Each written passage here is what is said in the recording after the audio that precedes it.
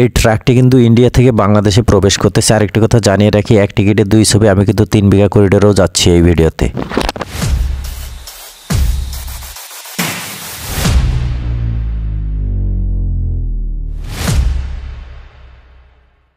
রনে কিংবা বনে, জলে কিংবা জঙ্গলে যখন যেখানে যাই অন্তত আপনাদের জন্য একটা ভিডিও হলে বানাই। তো আজকে আমি বুড়িমারি স্থল বন্দরে সারাদিন ঘুরে ঘুরে দেখব কি আছে ওখানে। তো ভিডিওটি আজকে চমৎকার একটি ভিডিও হবে, কেউ ভিডিওটি স্কিপ করবেন না, সম্পূর্ণ ভিডিওটি দেখতে থাকুন। Let's go.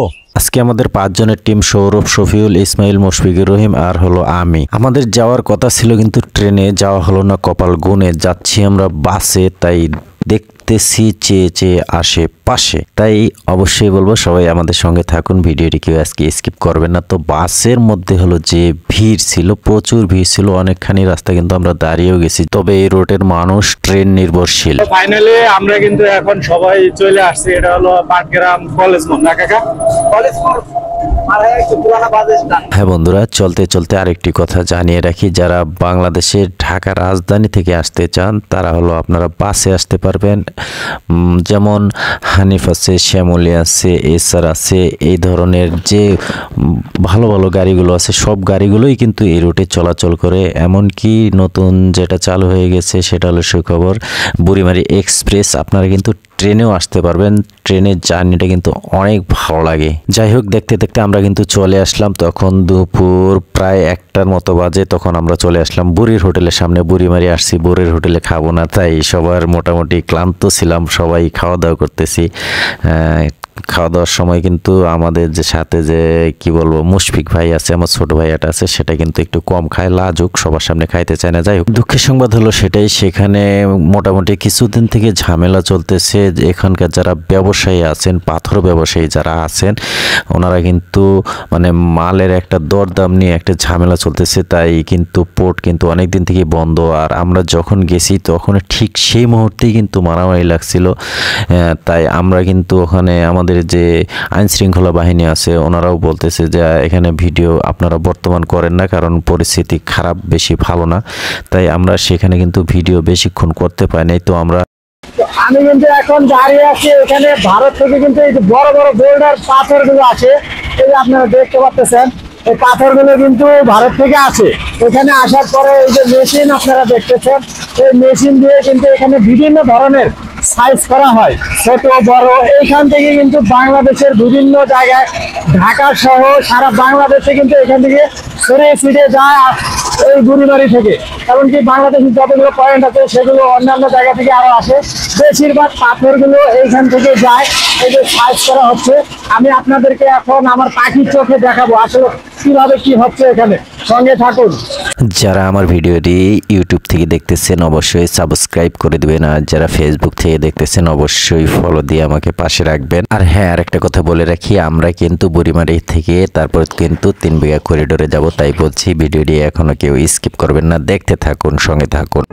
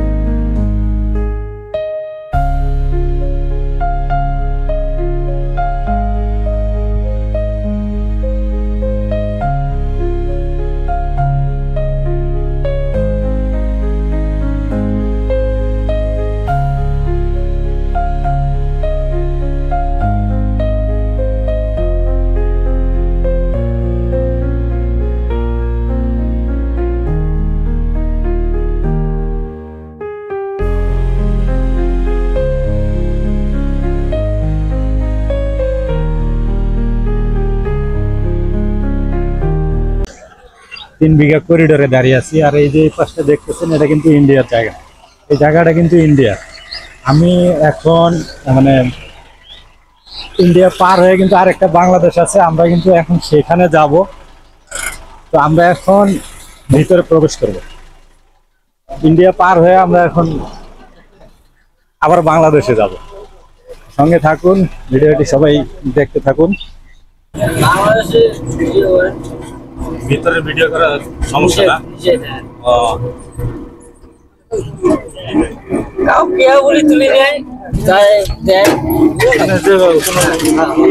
আমরা এখন কি ইন্ডিয়ার ভিতরে আছি না? এই আসার ওভাবে পা দিবে না। আচ্ছা আচ্ছা, এই রাস্তা পাশে ওটা আমরা বিডিআর না বাংলাদেশের। এই জায়গাটা হচ্ছে ফুটবল বুঝছেন? ফুটবলে যেমন পিন দিয়ে হাওয়া দেওয়া লাগে, তেমন ওইটাই যে মুখের, এই যে ফুটবলের মুখ, এই যে হাওয়া দিতেছি আমার, আর ওই গোল দিয়ে আবার ওই মুখ দিয়ে বেরিয়েছিল। আচ্ছা আচ্ছা, চাইরো বকে দিয়ে গরুগুলো কোথায় আসছে? এই যে কাল হাট, এই যে ঢগড়ামের বাড়ি ঘোরাবেন হাট, হাটের 30 টাকা করে।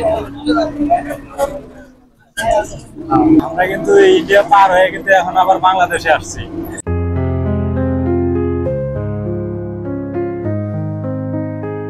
যাই হোক, আমরা এখন ঘুরে আবার চলে আসছি। এসে আমাদের ছোট ভাই বলতেছে, মুশফিক ভাইয়া বলতেছে মানে খানা খাবে। যাই হোক, আমরা সবাই মিলে আবার কিন্তু খেয়ে নিলাম। সবাই মানে অনেক ক্লান্ত ছিলাম, খাওয়া দাওয়া আবার সেরে নিলাম।